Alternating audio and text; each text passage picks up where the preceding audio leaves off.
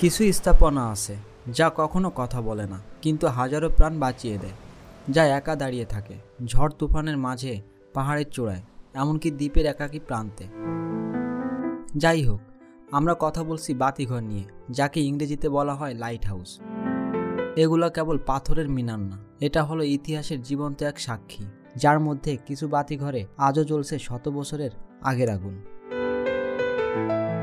তো বাতিঘর সম্পর্কে বলার আগে অনুরোধ করব, আপনি যদি আমাদের চ্যানেলে নতুন হয়ে থাকেন তাহলে চ্যানেলটি সাবস্ক্রাইব করে পাশে থাকা বেল আইকন বাটনে ক্লিক করুন এবং ফেসবুক পেজে লাইক ও ফলো দিন। তাহলে চলুন খুঁজে দেখি বাতিঘর আসলে কি।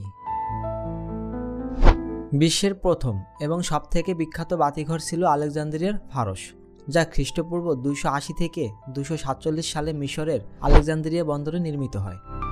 এটি প্রায় 120 থেকে 137 মিটার পর্যন্ত উঁচু ছিল এবং প্রাচীন বিশ্বের 7টি আর্চার্যের একটি হিসাবে বিবেচিত হয়।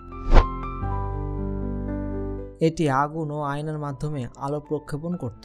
রোমান সাম্রাজ্যের সময় ভূমধ্য সাগরীয় অঞ্চলে বেশ কিছু বাতিঘর নির্মিত হয়, যেমন স্পেনের লা করুনার হারকিউলিস টাওয়ার, যা এখনও বিদ্যমান। মধ্যযুগে ইউরোপ ও এশিয়ার বাতিঘরের ব্যবহার কমে যায়, তবে কিছু উপকূলীয় এলাকায় স্থানীয়ভাবে ছোট বাতিঘর বা আলোর ব্যবস্থা ছিল। এ সময় মুসলিম বিশ্বে উপকূলীয় নগরীগুলোতে বাতিঘরের ব্যবহার দেখা যায়। এছাড়া ইতালির জেনোয়া ও ভেনিসের মতো বাণিজ্যিক বন্দরগুলোতে বাতিঘর পুনরায় গুরুত্ব পায়।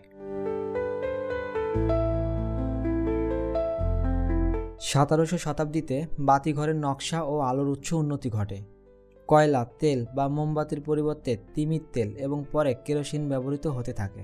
1822 সালে ফরাসি পদার্থবিদ অগাস্টিন ফ্রেস্নেল একটি বিশেষ লেন্স উদ্ভাবন করেন, যা আলোককে দূরবর্তী স্থানে প্রক্ষেপণ করতে সক্ষম ছিল। এটি বাতিঘরের কার্যকারিতা বাড়িয়ে দেয়।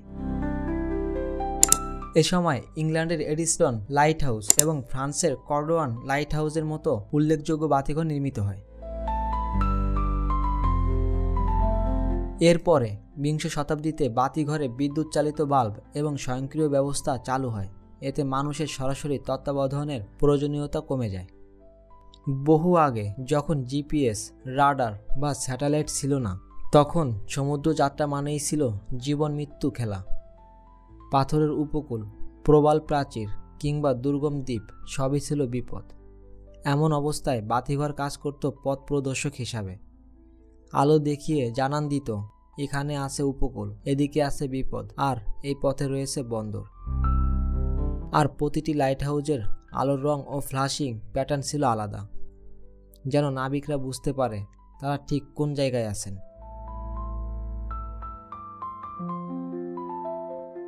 আজকের যুগে প্রযুক্তি আমাদের অনেক কিছু দিয়েছে। জিপিএস, রাডার, স্যাটেলাইট এসবের কারণে লাইট হাউজের ব্যবহার অনেকটাই কমে গেছে। তবে এখনও বিশ্বের হাজার হাজার লাইট হাউস জেগে আছে, অতীতের মতোই। বিশেষ করে ঝড়ের সময়, বৈদ্যুতিক গোলযোগ কিংবা প্রযুক্তি ব্যর্থ হলে এই বাতিঘরগুলোই হয়ে ওঠে শেষ ভরসা।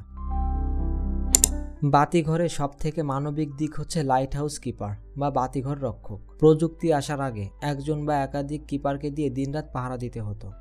তাদের জীবন ছিল নিঃসঙ্গ, ঝুঁকিপূর্ণ কিন্তু সম্মানজনক।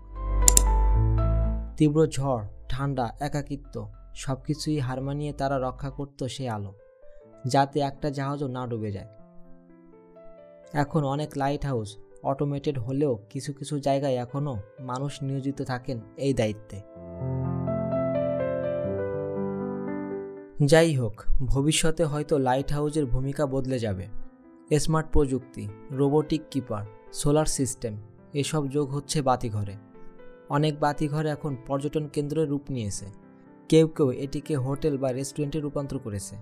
তবে আলোটা এখনও জ্বলছে, সে প্রযুক্তির হোক বা ইতিহাসের।